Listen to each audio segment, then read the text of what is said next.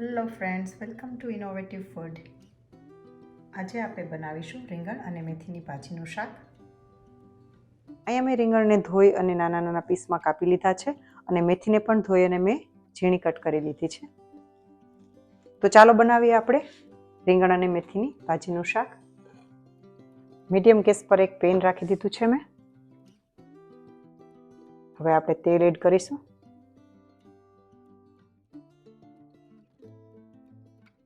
મેં 3 ટેબલસ્પૂન તેલનો યુઝ કર્યો છે. થોડી રાઈ એડ કરીશું,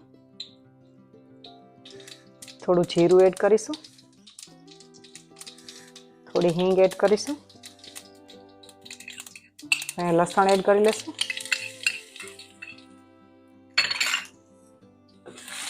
બધું મિક્સ કરી લેશું. લસણ થોડું પાકી જાય તે પછી આપણે એમાં રીંગણ એડ કરી દઈશું.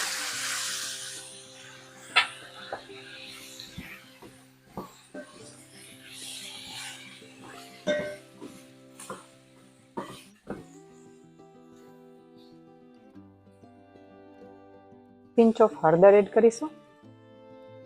સ્વાદ મુજબ મીઠું એડ કરીશું. થોડું ધાણા જીરું પાવડર એડ કરીશું. સ્વાદ મુજબ મરચું પાવડર એડ કરીશું. બધું બરાબર મિક્સ કરી લેશું. અહીં મેં ખૂબ જ ઓછા તેલનો ઉપયોગ કર્યો છે. તમે અહીંયા વધારે તેલ પણ એડ કરી શકો છો. મેં પાણી એડ કરી દીધું છે.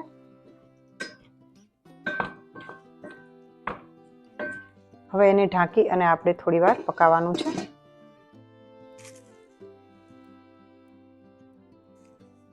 થોડી વાર પછી આપણે એને ચેક કરીશું. જે આપણું શાક પાક્યું નથી તો હજી એને રીંગણ ગળે ત્યાં સુધી આપણે એને પકાવી લેશું. ગેસની ફ્લેમ મીડિયમ ટુ લો રાખવાની છે. એમાં થોડા પાણીની જરૂર લાગતી હોય તો પાણી એડ કરી દેશું.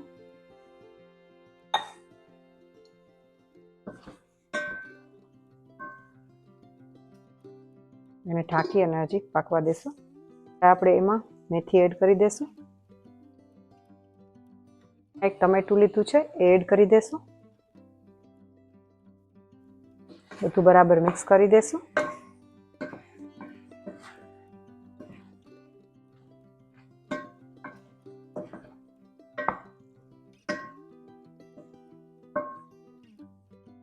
એનું લીડ બંધ કરી અને પકાવીશું.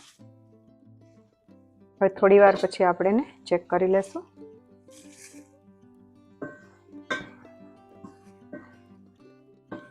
હવે આપણું શાક પાકી ગયું છે.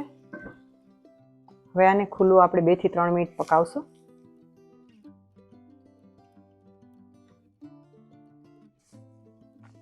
તમે તમારી ચોઈસ પ્રમાણે ઓછી વધારે મેથીનો ઉપયોગ પણ કરી શકો છો. હવે આપણું શાક રેડી છે. તો આપણે એને સર્વ કરી લઈએ.